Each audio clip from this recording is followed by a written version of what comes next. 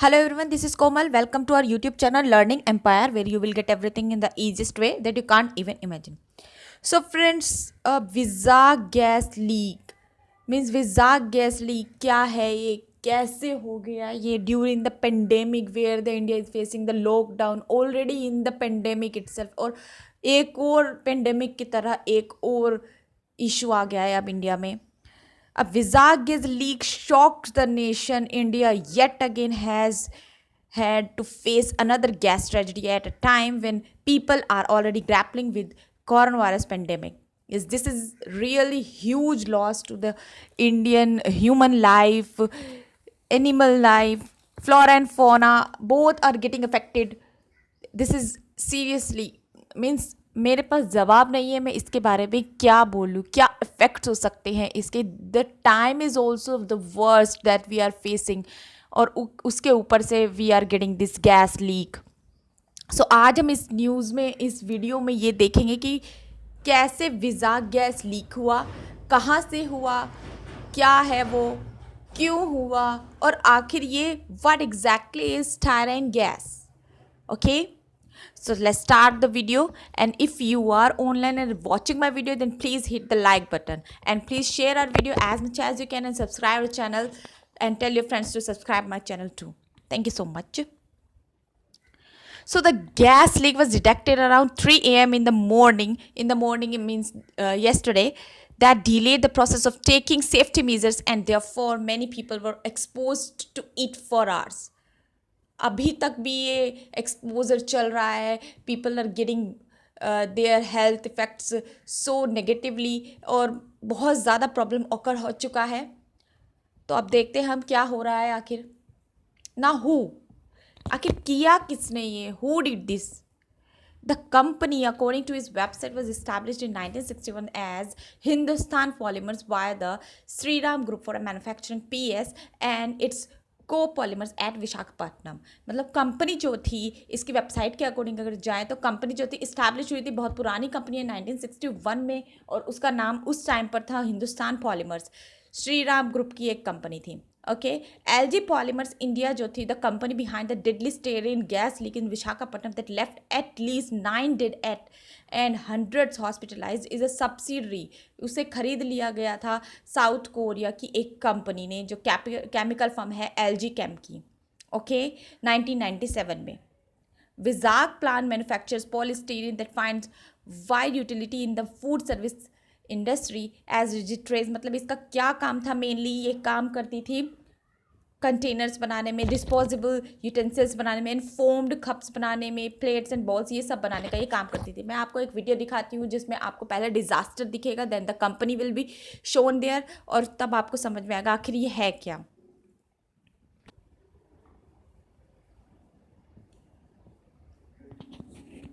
So this is the company from where the gas leak is happening, and this is the company LG Chem, LG Polymers India.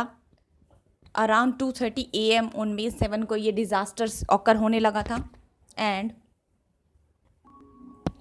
more than 100 have been hospitalized after the complaints of getting the मतलब respiratory problems. National Disaster Response Force team has reached the spot to evacuate people. Honorable disaster response force. देखो कितनी problems face करनी पड़ रही है, छोटे बच्चे से लेकर बड़े सबको बहुत ज़्यादा प्रॉब्लम हो रही है.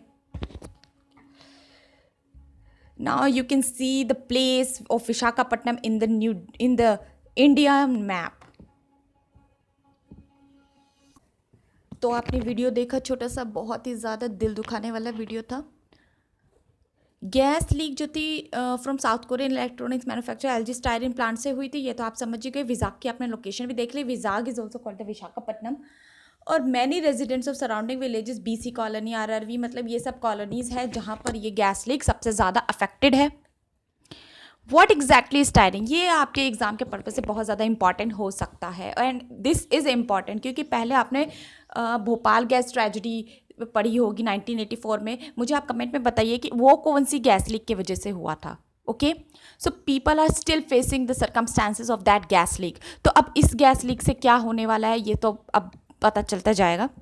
तो what exactly is styrene? Styrene जो है is used in production of polystyrene, plastics, rubber, fibre glass and latex. जैसे कि आपने देखा कि ये कंपनी ऑलरेडी प्रोडक्ट प्रोड्यूस करती थी plates and all, okay, and it is found in cigarette smoke, vehicle exhaust and natural floods like foods like vegetables and fruits। ये जो है सिगरेट के स्मोक में भी पाया जाता है, व्हीकल्स एग्जॉस्ट में भी पाया जाता है, और नेचुरल फूड भी है, यहाँ तक कि उनमें भी पाया जाता है। इसलिए आप सबसे कहा जाता है कि फ्रूट वेजिटेबल जो भी हो उनको पहले अच्छे से वॉश किया जाए और फिर उनको खाया जाए।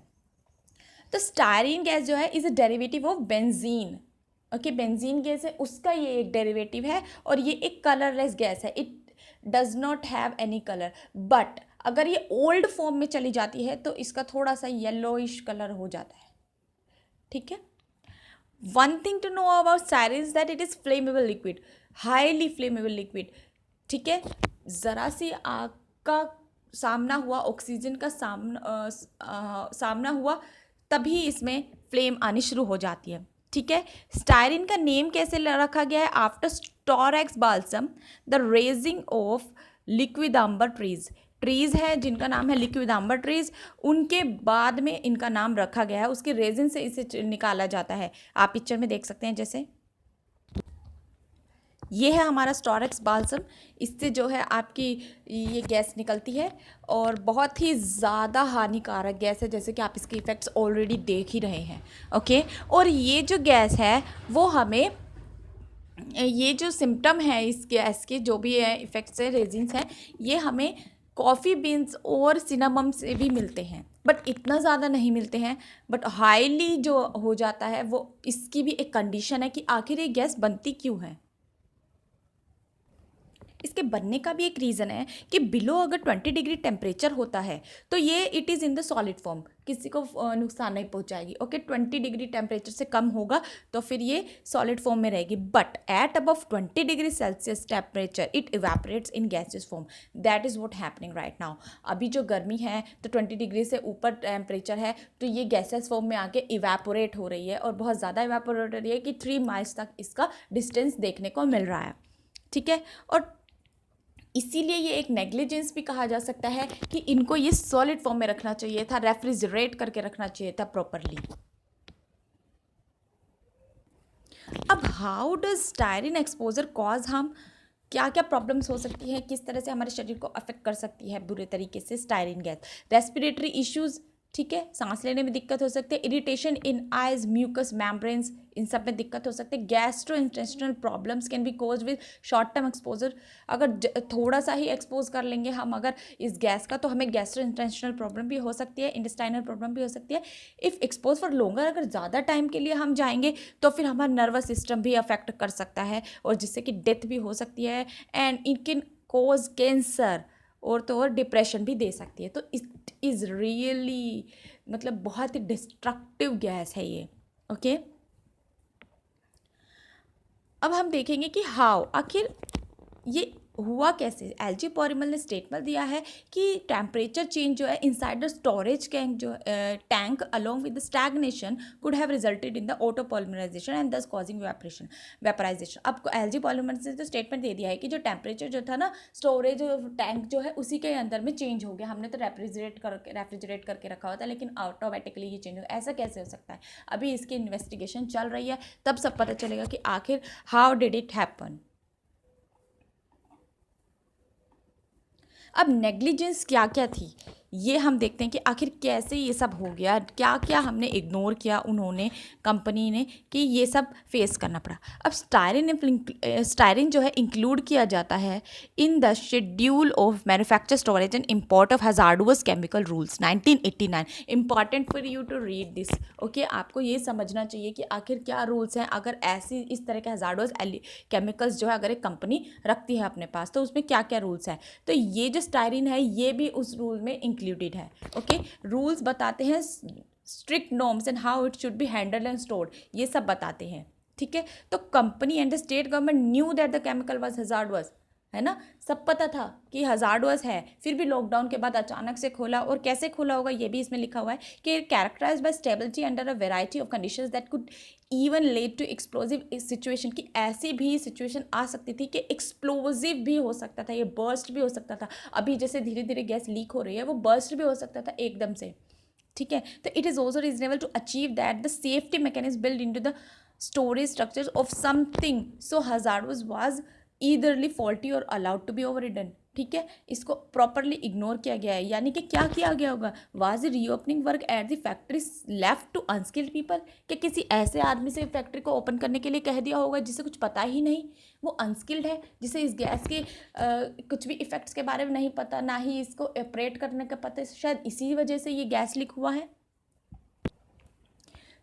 अभी एक बहुत ही कमेंडेबल स्टेप लिया गया है बाय द गुजरात गवर्नमेंट कि थ्रू एयरलिफ्ट वो 4 tertiary butyl catechol PTBC gas जो है सेंड कर रहे हैं to combat the effects of styrene. तो अगर आपके में ये क्वेश्चन भी आ सकता है कि ये गैस क्या है या फिर इसको कॉम्बैट करने के लिए क्या कोई सोल्यूशन है, हाँ, ब्यूटाइल कैचोल एक गैस है जो कि सेंड की जा रही है बाय द गुजरात गवर्नमेंट, तो ताकि इस स्टायरिन के इफेक्ट जो हैं थोड़े कम हो जाए। इसे PTBC भी कहा जाता है।